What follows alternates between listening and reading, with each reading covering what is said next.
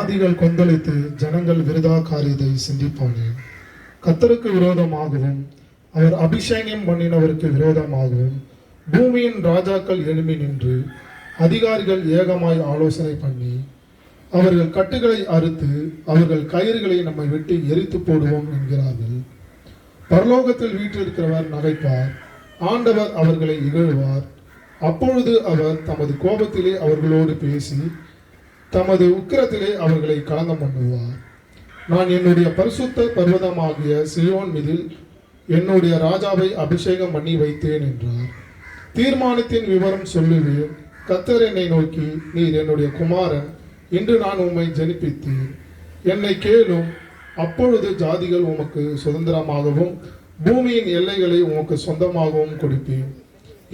இரும்பு கோலால் அவர்களை நொறுக்கி குயகலத்தை போல் அவர்களை உடைத்து போடுவீர் என்று சொன்னார். இப்பொழுதும் ராஜாக்களே உணர்வடையுங்கள், பூமியின் நியாயாதிபதிகளே எச்சரிக்கையாயிருங்கள். பயத்துடனே கர்த்தரை சேவியுங்கள், நடுக்கத்துடனே கலிகூறுங்கள். குமாரன் கோபம் கொள்ளாமலும் நீங்கள் வழியிலே அழியாமலும் இருக்கும்படிக்கு அவரை முத்தம் செய்யுங்கள். கொஞ்ச காலத்திலே அவருடைய கோபம் பற்றி எரியும்.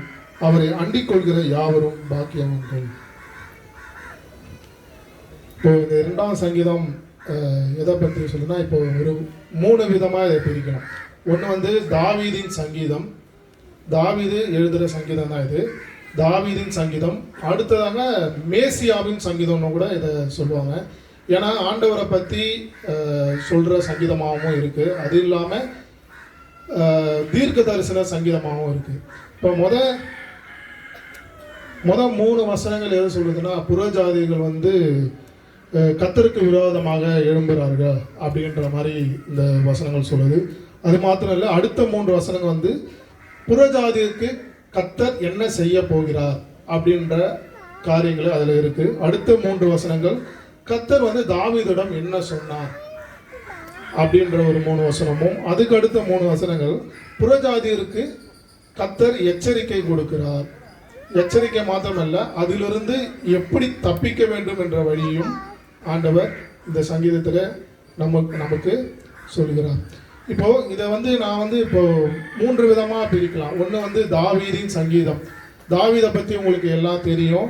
இப்போ தாவீது ஆடு மேய்ச்சி கொண்டு இருக்கிறார். ஓகே, இப்போ சவுல் ஒரு தேசத்துக்கு விரோதமாக புறஜாதிகள் எழும்புவார்கள் அப்படின்ற மாதிரி இந்த சங்கீதம் சொல்லுது.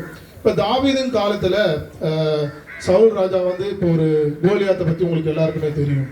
கோலியாத்துன்ற ஒரு தேசத்துக்கு விரோதமாக எழும்புறாரு.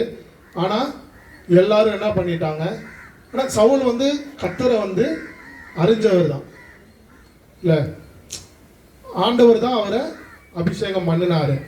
ஆனால் ஒரு புறஜாதியர் அவங்களோட ஒரு தோற்றத்தை, ஒரு பலத்தை பார்த்து என்ன ஆகிட்டுன்னா, இவர் பயந்துட்டார். பயந்தது மாத்திரமல்ல, கர்த்தருக்கு விரோதமாக சில காரியங்களை செஞ்சுட்டாரு.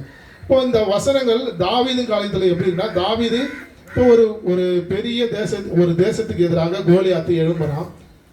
ஸோ அப்போ என்ன பண்ணுறாருன்னா, ஆண்டவர் இதில் சொல்லுது, மேலே இருந்து கர்த்தர் பார்த்து நகைக்கிறார் அப்படின்றது.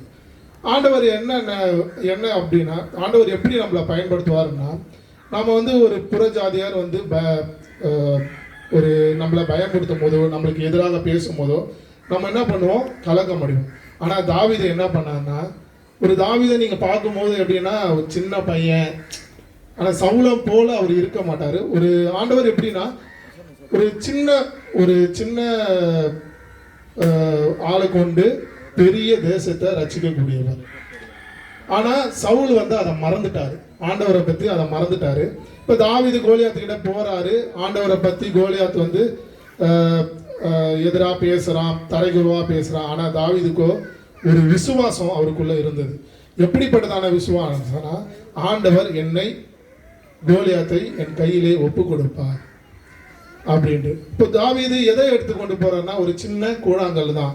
இந்த கூழாங்கல் எதுக்கு குறிக்கிறதுனா, ஒரு விசுவாசம். தாவீது விசுவாசத்தை கொண்டு ஆண்டவர் என் கையிலே கோலியாத்தை ஒப்பு கொடுப்பார் அப்படின்று போறாரு. ஸோ புறஜாதியரை நம்ம எப்படி மேற்கொள்ள வேண்டும் என்று தாவீது அப்பயே நமக்கு சொல்லிட்டார். ஆண்டவரை பற்றி கொண்டு தாவீது போய் ஜெயிச்சிட்டார். ஒன்று தாவீதுக்கு ஆண்டவர் கொடுத்த சங்கீதம். இது மேசியாவை எப்படி வந்து இதை வந்து கம்பேர் பண்ணுறாங்க அப்படின்னா இதில் ஸோ ஆண்டவர் வராரு, பிதாவானவர் வந்து இங்கே உலகத்தில் பாவமாக இருக்கிறதுனால, பாவம் அதிகங்கிறதுனால தம்முடைய குமாரனை அனுப்புகிறார். குமாரனுக்கு எதிராகவும் ஜனங்க எழும்புறாங்க.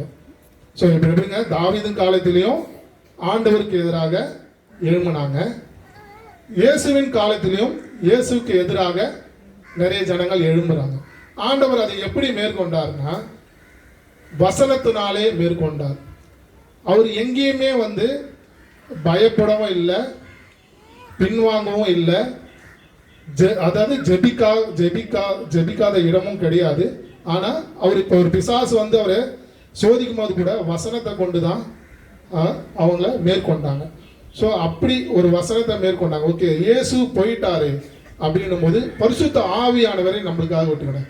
ஸோ புறஜாதியரை நம்ம எப்படி மேற்கொள்ள வேண்டும் அப்படின்றது ஆண்டவர் நம்மளுக்கு இந்த சங்கீதத்தில் கற்றுக் கொடுக்குறாங்க. எப்படின்னா தாவீதின் காலத்தில் அவருடைய விசுவாசத்தை நம்ம எடுத்துக்கொள்ளணும், கிறிஸ்துவன் காலத்தில் அவருடைய பொறுமையும் அவருடைய ஆவியையும் நம்ம எடுத்துக்கொண்டு இப்போ இருக்கிற ஜென்ரேஷன் உங்களுக்கு தெரியும். இப்போ நம்ம கிறிஸ்தவர்களுக்கு எதிராக நடக்கிற எல்லா காரியங்களும் உங்களுக்கு தெரியும். கிறிஸ்தவர்களுக்கு எதிராக எழும்புகிறார்கள், கிறிஸ்தவர்களை அடிக்கிறார்கள். ஸோ இது வந்து இப்போ மட்டும் இந்த சங்கீதம் வந்து அப்போ அந்த தாவீதுக்கு கொடுத்த சங்கீதம் மட்டும் இல்லை, தாவீதின் காலத்தில் நடந்த சங்கீதம். அதுக்கப்புறம் இயேசுவில் மேசியா வரும்போது என்ன நடந்தது அதுக்காக அதுவும் ப்ளஸ் ஃபியூச்சர் இப்போ நம்ம இருக்கிற காலத்தில் என்ன நடக்க போகுது அப்படின்ற ஒரு தீர்க்கதரிசன சங்கீதமாக இருந்தது. நம்ம என்ன பண்ணோம்னா இதை மேற்கொள்ளும்படி நம்ம என்ன பண்ணோம்னா ஒரு பயம் சவுளை போல பயந்து இல்லாமல் நம்ம வந்து ஒரு விசுவாசத்தோடு இயேசுவின் பொறுமையும் ஆவியை எடுத்துக்கொண்டு நம்ம இப்போ இருக்கிற பரிசுத்த ஆவியின் மூலயமா நம்ம இதை மேற்கொள்ளணும். இப்போ இருக்கிற ஜென்ரேஷனில் கிறிஸ்துவ வந்து என்ன சொல்கிறது, ஆண்டவரோட வருகைக்காக கிறிஸ்தவர்களை கண்டிப்பாக புரியாதீர்கள் நம்மளை மேற்கொள்ளுவாங்க. ஆனால் ஆண்டவர் என்ன சொன்னாங்க, பயத்துடனே என்னை இந்த வசனம் சொல்லுது. ஒரு நிமிஷம்,